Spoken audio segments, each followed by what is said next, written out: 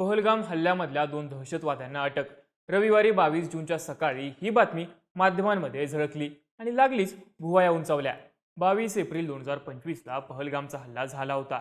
त्यानंतर 2 महिन्यांनी पहलगामच्या हल्ल्यासंदर्भातली ही मोठी बातमी फ्लॅश झाली। पण त्यानंतर त्या बातमीबद्दलची इतर माहिती समोर यायलाही सुरुवात झाली। त्यानुसार ज्या 2 दहशतवाद्यांना एनआयएनं पकडलं होतं त्या दोघांनी पहलगाम हल्ला करणाऱ्या दहशतवाद्यांना आश्रय दिला होता। परवेज अहमद जोठार आणि बशीर अहमद जोठार या दोघांना एनआयएनं अटक केली आहे। हे दोघंही जण काश्मीरचेच रहिवासी आहेत। पहलगाम हल्ला झाल्याच्या 2 महिन्यानंतर दहशतवाद्यांना आश्रय देणारे सापडले असले तरी हल्ला घडवणाऱ्या दहशतवाद्यांचं नेमकं काय झालं, त्यांच्या तपासाबद्दल काय अपडेट आहे, त्यांचा शोध अजूनही का लागू शकलेला नाही। सोबतच आता एनआयएने पकडलेल्या 2 दहशतवाद्यांचा या हल्ल्यामध्ये नेमका कशा प्रकारे सहभाग होता, सगळी माहिती जाणून घेऊयात या व्हिडिओतून। नमस्कार, मी चैतन्य आणि तुम्ही बघताय बोल भिडू। पहलगामचा हल्ला झाल्यानंतर फक्त एनआयएच नाही तर सगळ्याच तपास यंत्रणा हा हल्ला करणाऱ्या दहशतवाद्यांच्या मागे होत्या। पण तरीही हल्ला करणारे 3 दहशतवादी सापडलेले नाहीत। अशातच एनआयएनं काश्मीरमधून 2 दहशतवाद्यांना अटक केली। हे दोघंही जण पहलगाम मधले स्थानिक आहेत। यातला परवेज अहमद जोठार हा बातकोटे भागातला आहे, तर बशीर अहमद जोठार हा हिलपार्क भागातला आहे। या दोघांनी ज्या दहशतवाद्यांनी पहलगामचा हल्ला केला त्यांना हल्ल्याच्या आधी हल्ल्याच्या दिवशी लपायला मदत केली होती। पहलगामच्या डोंगरी भागात असलेल्या एका नैसर्गिक ढोलीमध्ये तिन्ही दहशतवादी हल्ल्याच्या दिवशी लपले होते। तेव्हा त्यांना लपण्यासाठीची जागा, अन्न आणि इतर लॉजिस्टिकल सपोर्ट परवेज आणि बशीर जोठार यांनी केला होता।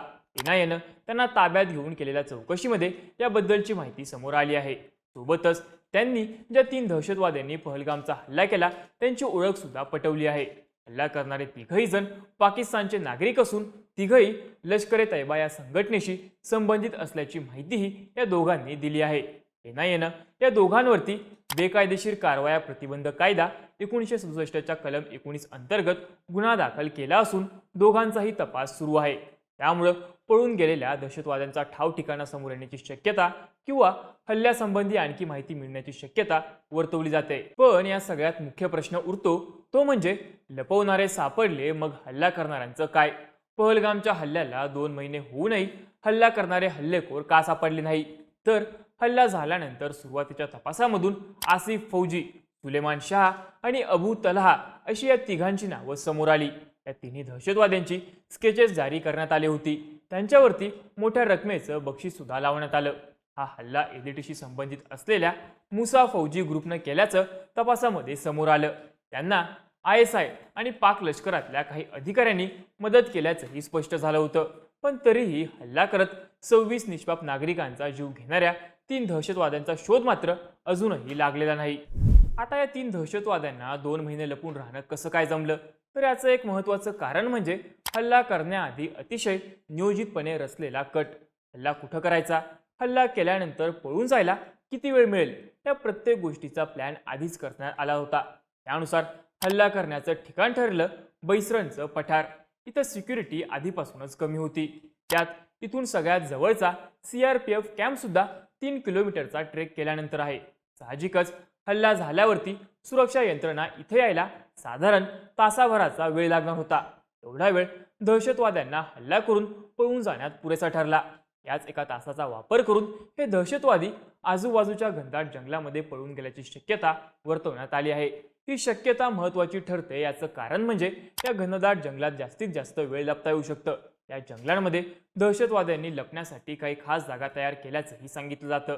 दक्षिण काश्मीरमध्ये असलेल्या या जंगलांमध्ये दहशतवाद्यांनी आपले हाईडआउट्स अगदी सुसज्जपणे तयार केल्याचा संशय आहे। या हाईडआउट्समध्ये फक्त लपण्यासाठीची जागा नाहीये, तर एखादा दहशतवादी ग्रुप काही महिने इथे लपू शकतो इतकं अन्न, इतर गरजेच्या गोष्टी इथे तयार ठेवण्यात आल्या आहेत। पहलगामच्या हल्ल्यानंतर दहशतवाद्यांनी आपल्या जवळची शस्त्र टाकून दिली आणि त्यानंतर ते अंडरग्राऊंड झाले। साहजिकच त्यामुळे त्यांना ट्रॅक करणं अवघड जाऊ लागलं। आता लपताना या दहशतवाद्यांनी रेडिओ सायलेन्सचा खुबीनं वापर केल्याचंही सांगण्यात येतंय।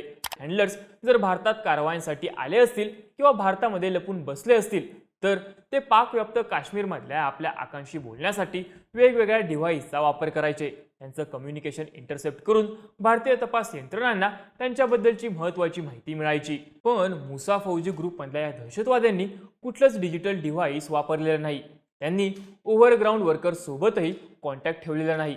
त्यामुळे इलेक्ट्रॉनिक ट्रेल न देणारा रेडिओ सायलेन्स या दहशतवाद्यांना पकडण्यामध्ये मोठी अडचण ठरतोय.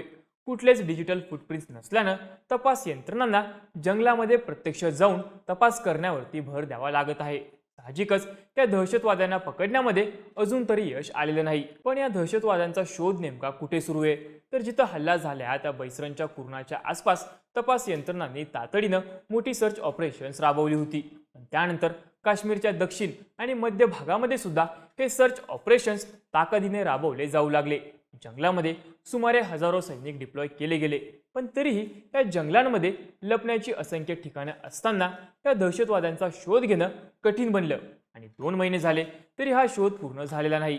या मुसा फौजी ग्रुपचा काश्मीरमध्ये झालेल्या अनेक हल्ल्यांमध्ये थेट सहभाग आहे. यांच्या टीम्स दुसऱ्या टीम्समध्ये मिसळण्यात अगदी सहजपणे जंगलातल्या जागा बदलण्यामध्ये माहीर आहे. त्यामुळं अनंतनाग, कोकरनाग, त्राल अशा जंगलांच्या माध्यमातून जोडल्या जाणाऱ्या भागांमध्ये त्यांचा वावर कुठेही असू शकतो. साहजिकच त्यांना ताब्यात घेणं किंवा अटक करणं आजवरती जमलेलं नाही. पण त्यांचा तपास सुद्धा थांबलेला नाही. एनआयएनं या दहशतवाद्यांचा तपास करण्यासाठी आतापर्यंत तब्बल 2000 जणांची चौकशी केली आहे. या दहशतवाद्यांना आश्रय देणाऱ्या काही ओव्हरग्राऊंड वर्करची घरं सुद्धा उद्ध्वस्त करण्यात आली आहे. अनेक ओव्हरग्राऊंड वर्करला अटक सुद्धा करण्यात आली आहे. तपास यंत्रणांनी बैसरणपासून पुढे जाऊन लपता येईल असे 54 रूट्स आखून आणि त्याच्या आधारे हे दहशतवादी कुठे गेले असतील त्याबद्दलचा तपास सुरू ठेवला आहे. आता त्यांना अगदी हल्ल्याच्या आधी लपायला मदत करणाऱ्या, त्यांना अन्न आणि इतर महत्त्वाच्या गोष्टी मिळवून देणाऱ्या परवेज आणि बशीर जोठर यांना अटक केल्यानं आणि त्यांनी या तिन्ही दहशतवाद्यांबद्दल महत्त्वाचे खुलासे केल्यानं आता तरी या 3 दहशतवाद्यांचा शोध लागणार का हे पाहणं महत्त्वाचं ठरणार आहे. भारतानं पहलगाम हल्ल्याला उत्तर म्हणून ऑपरेशन सिंधूर राबवलं. त्यामध्ये पाकिस्तानचं प्रचंड नुकसान सुद्धा झालं. पण तरीही पहलगाममध्ये हल्ला करणारे दहशतवादी न सापडल्यामुळं हे उत्तर पूर्ण झालेलं नाही. हे दहशतवादी पहलगाममध्ये आले कुठून, गेले कुठे याचा शोध घेणं हा जमलेला नाही असे प्रश्न आणि टीका सरकारवरती होताना दिसत आहे. त्यामुळं आता लपवणारे सापडले तरी हल्ला करणारे कधी सापडणार या प्रश्नाचं उत्तर सुद्धा महत्त्वाचं ठरणार आहे. या सगळ्या घडामोडींबद्दल तुम्हाला काय वाटतं? तुमची मतं आणि प्रतिक्रिया आम्हाला कमेंट करून नक्की सांगा आणि अशाच माहितीपूर्ण व्हिडिओज बघण्यासाठी बोलबिडूच्या YouTube चॅनलला नक्की सबस्क्राईब करा.